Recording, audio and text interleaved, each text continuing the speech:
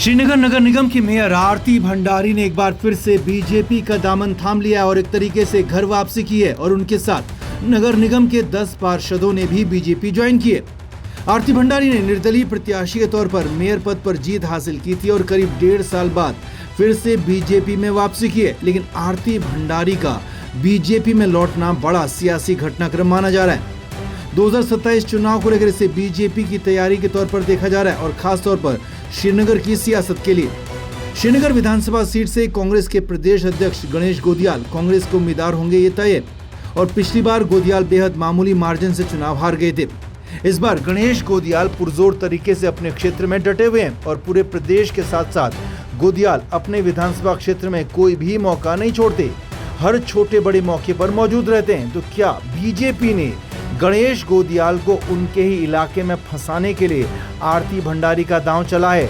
और क्या आरती भंडारी का कद इतना बड़ा है? सवाल ये भी है। पूरे उत्तराखंड में 10 नगर निगम भाजपा के थे और एक जो निर्दलीय मैंने जीता था वो कहीं ना कहीं भाजपा का ही था, क्योंकि मैं पहले से ही भाजपा की सदस्य रही हूँ और ये मेरे परिवार में मेरी पुनः वापसी है और मैं आज अपने 10 पार्षदों के साथ इस परिवार में शामिल हुई हैं, तो बहुत ही खुशी की बात है। हालांकि श्रीनगर विधानसभा सिर्फ श्रीनगर शहर नहीं है, बल्कि इसमें एक बड़ा इलाका गांवों का भी शामिल है।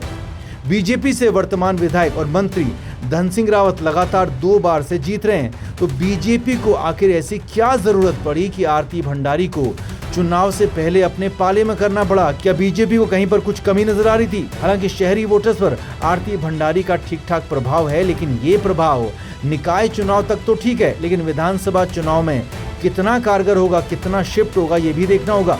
हालांकि आरती भंडारी अब खुद को धन सिंह रावत की टीम का हिस्सा बता रही हैं। और ये विचारधारा की बात है, क्योंकि मेरी विचारधारा हमेशा से भाजपा में रही और मेरे हस्बैंड की भी। मेरे पति श्री लखपत सिंह भंडारी हमेशा सनातन की लड़ाई लड़ते हैं और सनातन का जो सच्चा सेवक है वो सिर्फ भाजपा है। और आज हम सब एकजुट होकर 2027 की तैयारी कर रहे हैं और माननीय हमारे cabinet minister doctor Dhan Singh Rawat ji के साथ उनकी टीम में मैं शामिल होकर भरपूर, ताकि भाजपा को एकजुट हम करें, उसके लिए हम कार्य करेंगे। गढ़वाल की श्रीनगर सीट पर लड़ाई दिलचस्प होने वाली है। हालांकि बीजेपी के इस कदम को सियासी पंडित एहतियातन कदम बता रहे हैं, ताकि गणेश गोदियाल को उनकी सीट पर घेरा जा सके और अपनी सीट पर थोड़े से कमजोर नजर आ रहे धन सिंह रावत को और मजबूत किया जा सके। हालांकि ये कितना संभव होगा ये तो चुनावी वक्त बताएगा, लेकिन फिलहाल बीजेपी ने चुनाव अभियान शुरू कर दिया है। Bureau report, news page.